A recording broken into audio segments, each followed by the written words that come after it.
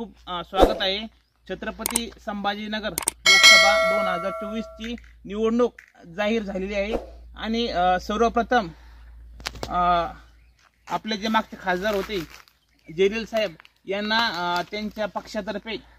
Ticket या ठिकाणी जाहीर झालेलं आहे आणि इतर पक्षाचे तिकीट अजून काही जाहीर झालेलं नाही। तर तुम्हाला काय वाटतं की छत्रपती संभाजीनगर मध्ये यावेळेस काय घडेल?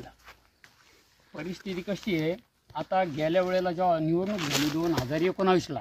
त्यावेळेला खैरे साहेब सतत निवडून येत होते आणि त्याच्यामुळे लोकांना काय वाटलं काहीतरी बदल करावा म्हणून, आणि काही त्यांच्या स्थानिक युतीमधले वाद होते। त्या वादातून काय झालं, तिथं हर्षवर्धन पाटील उभा राहिले। मग लोकांनी काय केलं की बुवा हा नवीन उमेदवार आहे, याला देऊन पाहू आपण, अशा पद्धतीनं त्याला दिलं। पण काही मतदारांना वाटत होतं बुवा हा येतो नाही येत, त्याच्यामुळे त्यांनी परंपरागत मोदी साहेबांचा विचार करून खैरे साहेबांना मतदान केलं आणि तिथं काय झालं, मग एक संघर्षपूर्ण टक्कर झाली, संघर्ष झाला आणि त्याच्यामध्ये काय झालं, मग दलित, मुस्लिम आणि इतर काही समाजाचं मतं मिळून इम्तियाज जलील साहेब त्यात निवडून येऊ शकले आणि खैरे साहेबांना त्यात पराभव पत्करावा लागला आणि त्या मानानं हर्षवर्धन पाटलांनी त्या प्रमाणात चांगल्या पद्धतीचं मतदान घेतलं आणि त्याचा परिणाम हे झाला की खैरे साहेबांना लोकसभेत पोहोचता आलं नाही आणि तिथं मात्र लोकांना एक झालं की पहिल्यांदा मराठवाड्यामध्ये भगवा पराभूत झाला आणि हिरवा विजय झाला। याचे जास्त हे धग लोकांना वाटली आणि लोकांना एक वाटलं आता हे तर फार वेगळं झालं, आपण करणार वेगळं होतं, झालं वेगळं आणि त्याच्यामुळं लोकांचा आताचा कल हा काहीतरी विचार करून करणारा नाही, त्यामुळे ही निवडणूक त्या निवडणुकीसारखी होईल असं वाटत नाही। छत्रपती संभाजीनगर मध्ये शिवसेना उद्धव बाळासाहेब ठाकरे यांनी अजून उमेदवारी जाहीर केलेली नाही व भारतीय जनता पार्टीकडून सुद्धा अजून कुठल्याही प्रकारची उमेदवारी जाहीर झालेली नाही। तर आपल्याला संभाव्य लढत कोणामध्ये होईल असं आपल्याला वाटतं?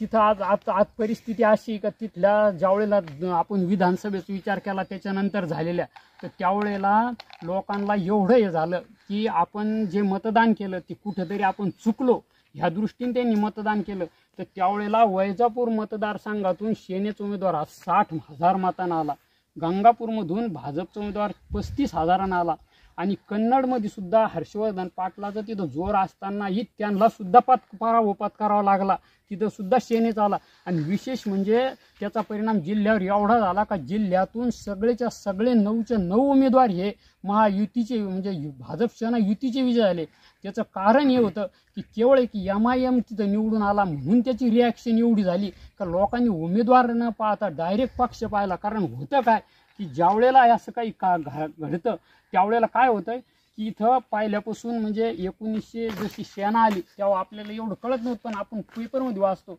त्यानुसार का इथं सतत सेनेचा बालेकिल्ला म्हणून हा राहिलेला आहे आणि समाजाला सुद्धा तिची हे वाटली का बा आपण हे काय केलं आणि त्याच्यामुळं त्याच्यावरून असा अंदाज काढला जातो की समाज ह्यावेळेला एकाच बाजूला कुठलं तरी मतदान करीन, एक तर भाजपचा उमेदवार कसा आहे त्याच्याकडे पाहिलं जाईल किंवा मग खैरे साहेब जर उमेदवार राहिले किंवा त्यांच्याकडून अजून कोणी दुसरा राहिला तो उमेदवार किती तोलाचा आहे ते पाहून एकतर्फी मतदान केलं जाईल। कारण लोकांना फक्त जलील साहेबाच्या विरोधात मतदान करायचं आहे आणि जलील साहेबाची परिस्थिती अशी का गेल्या वेळेला त्यांना काही इतर अनेक बहुजन समाजाचा पाठिंबा मिळाला होता वंचितमुळं आणि त्याच्याबरोबर दलित समाजाचं मतदान झालं होतं, पण दलित समाजाला मतदान करताना सोलापूरमध्ये आणि अकोल्यामध्ये तसं सांगलीमध्ये वंचितचं मतदान यांनी संभाजीनगरला घेतलं, पण तिकडं मात्र मुस्लिमांनी मतदान काही वंचितला केलं नाही, त्यांनी काँग्रेसला केलं आणि ही झळ दलितांना जास्त प्रमाणात लागलेली आणि त्यामुळे दलित समाज हा बहुतेक करून असं वाटतं की तो निश्चितच इम्तियाज जलीलला आता कुठल्याही परिस्थितीत मतदान करणार नाही, त्यांनी कितीही प्रयत्न केले तरी, कारण त्यांना तिची खूप मोठी झळ बसलेली। त्याच्यानंतर खूप मोठ्या प्रतिक्रिया आल्या आणि त्याच्यानंतर आंबेडकरांनी ओबीसी हा विषयच बंद करून टाकला आणि त्याचा परिणाम हा दलित समाजावर फार खोलवर झालेला आहे आणि त्याच्यामुळे दलित समाज आता ह्यावेळेला बहुतेक करून उभा ठाला मतदान देतो की काय